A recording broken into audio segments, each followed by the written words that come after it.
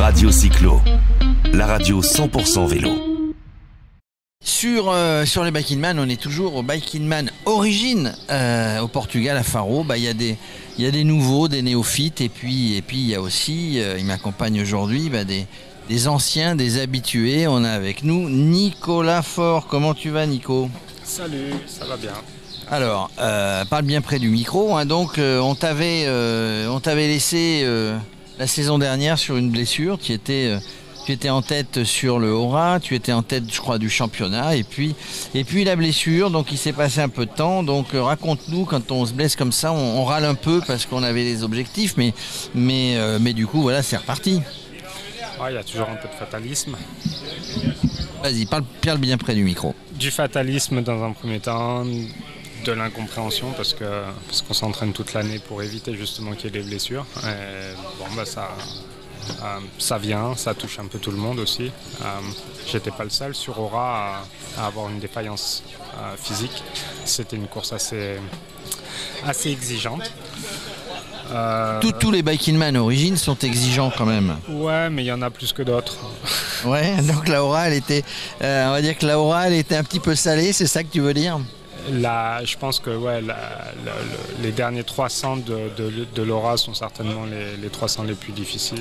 Ça passe par c'est quoi les derniers 300 ? C'est le Vercors, c'est tout ça, hein, et ça passe par des cols mythiques. Du coup, tu n'as pas pu faire derrière le Skadi, qui était, au dire des participants, évidemment, nous on le fait de loin, hein, sur Radio Cyclo, mais au dire des participants, c'était bien coton. T'en as profité, la famille s'est agrandie. Tu t'es ressourcé et puis te voilà prêt pour ce Bike in Man Origine Portugal. Tu l'avais déjà fait celui-là ? Non.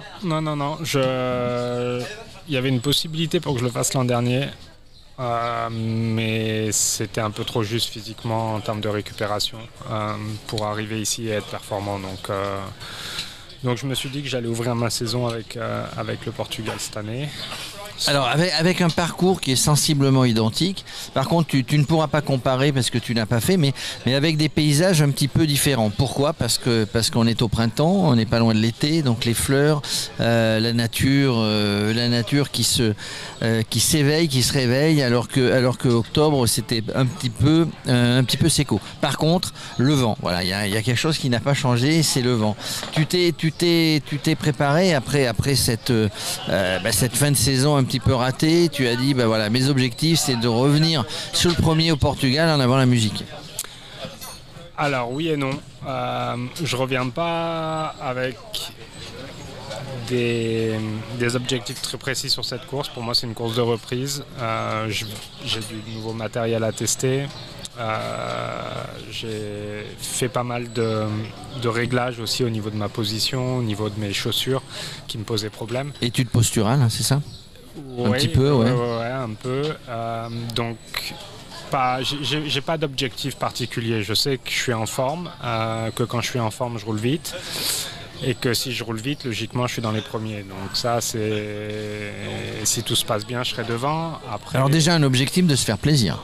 Voilà, c'est prendre du plaisir sur le vélo et intégrer cette course dans un programme plus large qui doit m'emmener à mon top fin juin, mi-juillet pour le Bike in Man X et la traversée des Pyrénées. Alors tu es un sportif de haut niveau, n'ayons pas peur des mots quand même, puisque c'est pas forcément ton métier, hein, à 100%, mais tu es à fond là-dessus. On a des craintes quand on reprend après une saison arrêtée par blessure, en se disant mince, il faudrait pas que ça reprenne, il faudrait pas que ça m'arrive de nouveau, etc. On a des craintes. Ouais.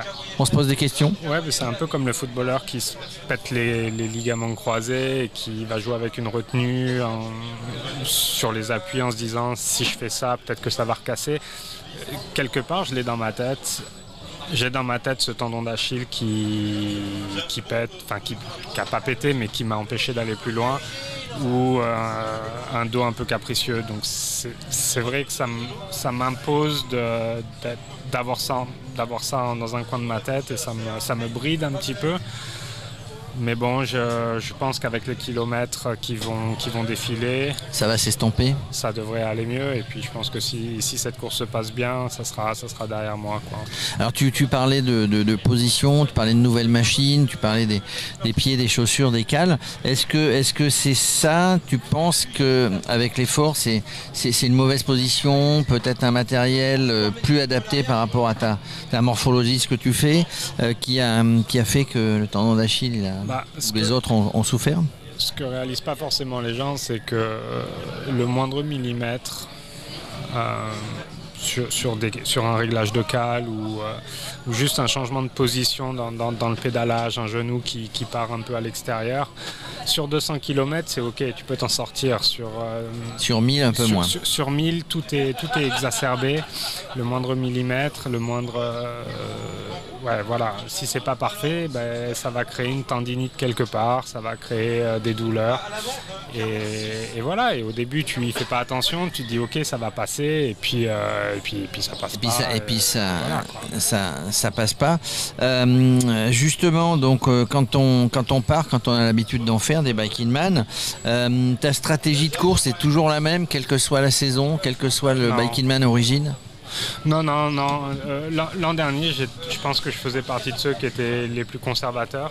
C'est-à-dire que je partais généralement très, très tranquillement. Je me situais dans les 10, 15 premiers et petit à petit, je remontais tout le monde jusqu'à me replacer dans le top 5 en fin de journée et dans le top 3 en fin de nuit. Cette année, et spécifiquement sur le Portugal, ma stratégie sera complètement différente. Pas de problème à la dire, je serai très agressif dès le départ. Il faut montrer aux autres quel bout on chauffe. J'annonce les chiffres. Ça ira vite dès le départ. Et en fait, c'est pas de montrer les muscles pour montrer les muscles, c'est simplement que le parcours ne me convient pas. Et que la première partie est peut-être la partie dans le parcours qui me convient le mieux. Elle est plus roulante, la première partie? Non, c'est à l'inverse. Au contraire, elle grimpe plus, donc c'est là où je peux potentiellement faire le plus de différence. Et après, on attaque du roulant et la partie un peu désertique où il fera chaud. Et je sais que je performe très très bien dans la chaleur. Donc si je peux créer une petite avance dès les 3-4 premières heures, j'arriverai certainement. Tu ne te gêneras pas. Je me gênerai pas et je consoliderai ça dans la journée, quoi. Est-ce que tu t'es inscrit sur d'autres Bike in Man déjà? Tu as fait un programme sur la saison? Ouais. Alors moins que l'an dernier, il n'y a pas d'objectif de tout faire. Je serai sur le X parce que pas mal de déceptions l'an dernier de finir 5e. Je pense que j'avais les jambes pour faire beaucoup mieux. Donc je reviens pour faire beaucoup mieux avec victoire comme objectif principal et rien d'autre. Corsica? Non, Corsica, j'ai fait l'an dernier. C'est beaucoup de logistique. Et je sais pas. Tu le sens pas? Non, j'ai aimé certaines parties, j'ai pas aimé d'autres parties. Et je suis au Portugal parce que j'étais jamais venu ici et c'est aussi un peu la découverte. Corsica, j'ai déjà fait, j'ai vu, c'est très beau. J'y retournerai en tant que touriste. Mais oui, c'est plutôt pas mal. Si je suis tes raisonnements, on va te voir à Euskadi. Et donc je serai à Euskadi. Ouais. D'accord. Alors, il ne faudra pas s'endormir comme notre ami qui est 30 km avant, mais on ne reviendra pas sur cet épisode. Tu l'as suivi. Par contre, j'ai jamais compris, mais je l'ai suivi. Ah bon, d'accord. Par contre, attention, l'Euskadi, je crois que c'est 23 000 de D+, des beaux petits cols, des zones un petit peu désertes à un moment donné où pas de ravitaillement, rien pour dormir, etc. Un des plus exigeants. Ouais, mais c'est pour ça que je le fais, quoi. Voilà, on te sent hyper motivé. Hein. Demain, lundi, départ, tu te testes, tu pars à fond, tu regardes. Ah, t'attends pas à fond. Non, les 3 premières heures, tu m'as dit. Ah, mais pas à fond quand même. Pas à fond. Non, jamais se mettre dans le rouge d'ailleurs. Hein. Jamais se mettre dans le rouge sur un Bike in Man. C'est un des conseils. C'est une des clés des anciens. C'est-à-dire qu'il faut le faire à son rythme. Il faut faire par rapport à sa connaissance de son corps, à son degré d'entraînement. Oui, mais attends, c'est des stratégies que j'ai travaillé pendant l'hiver, hein, de travailler du sur-régime, du léger sur-régime, revenir à... Donc je ne suis pas en improvisation totale quand je dis que je vais rouler fort dès le départ. Non, mais alors j'avais interprété entre guillemets. On a des moments, alors hors moment où on s'arrête pour faire un petit dodo. Il y a des moments où on récupère sur son vélo, sur un Bike-in-Man. Est-ce que ça laisse le temps de récupérer? Ouais, il y a quand même beaucoup de moments. Il y a ce que j'appelle des transitions. Donc c'est difficile de les identifier sur la carte, mais tu as des bouts de descente qui sont pas techniques, c'est du tout droit, tu peux changer de position sur la selle, tu peux même te mettre un peu en dehors de ta selle pour soulager un peu les fessiers, tu peux t'étirer pendant ces moments-là. Après c'est sûr que si tu as du vent de face tout du long, tu te reposes pas, mais bon, t'as toujours ces morceaux de descente un peu, ces bas de descente où tu peux récupérer. Bon, on te souhaite évidemment bon courage. Tiens, une petite nouveauté, il y a des partenaires nouveaux. Une petite nouveauté, tu as des petites contractures avant ou après. Il y a une table de massage avec une masseuse, un marido, qui peut, en cas de pépin, vous aider. J'ai vu qu'il y avait aussi un mécano. Pardon, excuse-moi. Oui, il y a un mécano. On a vu souvent sur le Bike-in-Man Origine des petits pépins sur le vélo avant de partir. Il y a un mécano qui est là. Eh bien, impeccable, je vais aller le voir parce que j'en ai un. Et voilà, tout est au point pour bien démarrer ce Bike-in-Man. Merci Nico. Merci à vous. Radio Cyclo, la radio 100% vélo.